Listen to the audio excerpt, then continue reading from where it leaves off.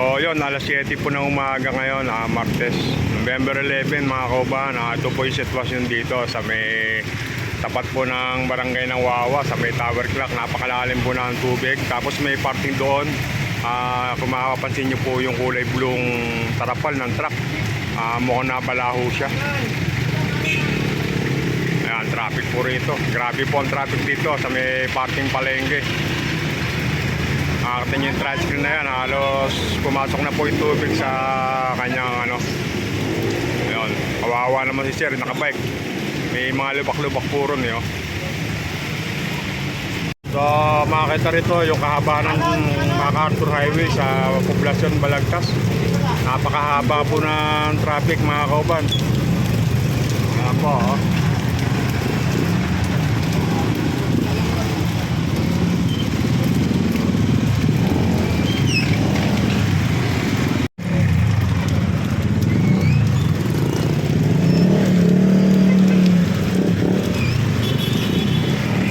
dito mga kaban, kawawa po yung mga rider na hindi po kabisado yung may lugar na yon. Malalim po ron, may lubak. Pag hindi nyo po nakita yun, adag po kayo ron mga kauban. Nakakita nyo po, nagsisiksikan yung mga motor yun, no, si sir, nalubak sa may parking na yun. Kailangan po kakaliwa ka doon sa may parking gitna ka para hindi ka malubak. Dito, ayan.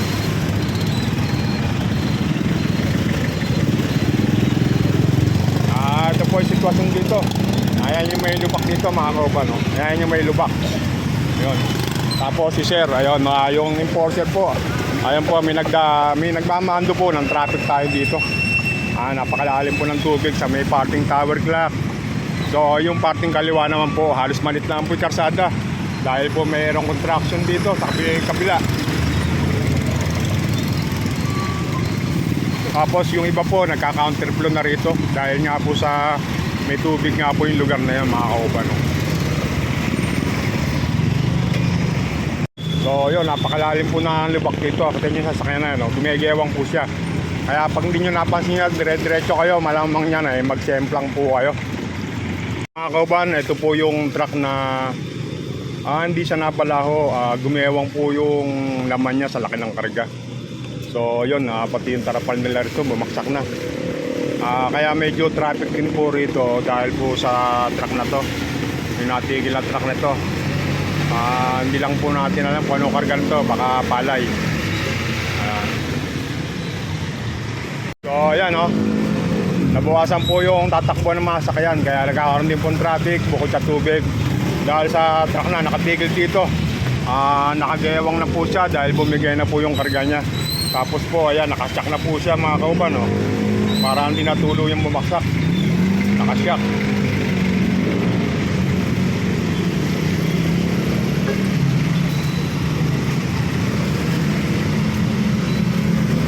So, ayan mga katayo, napakalalim po ng lubak.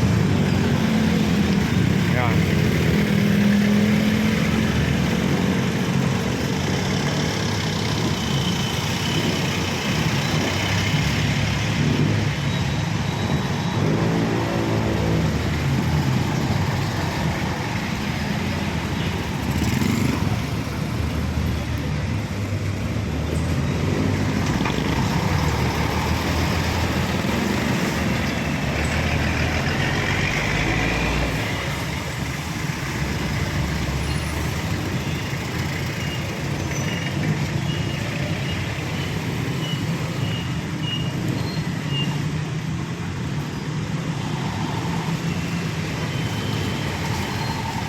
So yun, pagdating sa may lugar nito, kailangan dito mag-minor ka rito mga kauban.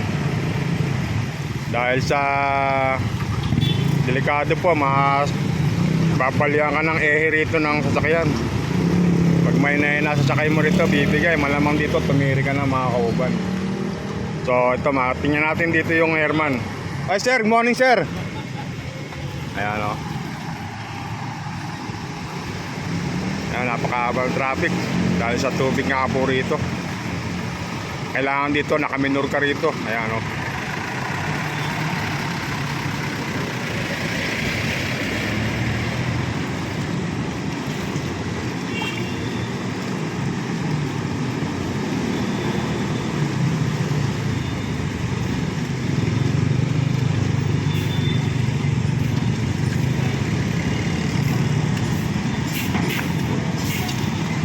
So itong bus, hirap na hirap. Ayan o. Pakalalim po ng lubak. So dito po yan sa Balagtas, Bulacan mga kauban. So ayun, may nakita tayong motor oh, parang jet ski oh. Ayan, tulin oh.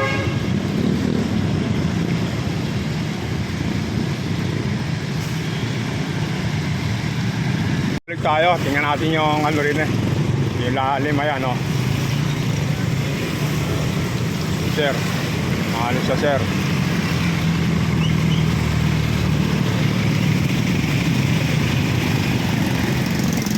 Ang motor dito, pinagka-counterflow na ni enforcer para medyo makaluwag-luwag din sa amin ano, dahil nga po sa may tubig.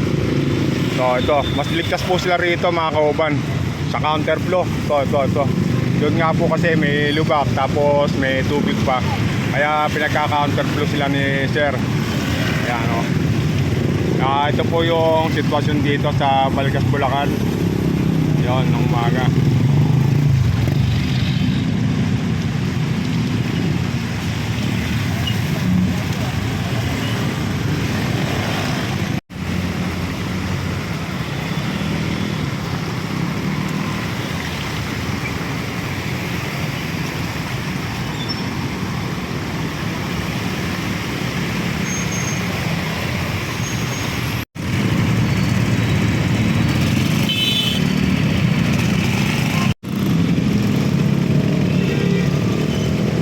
So, lakas po na ulan dito mga kauban.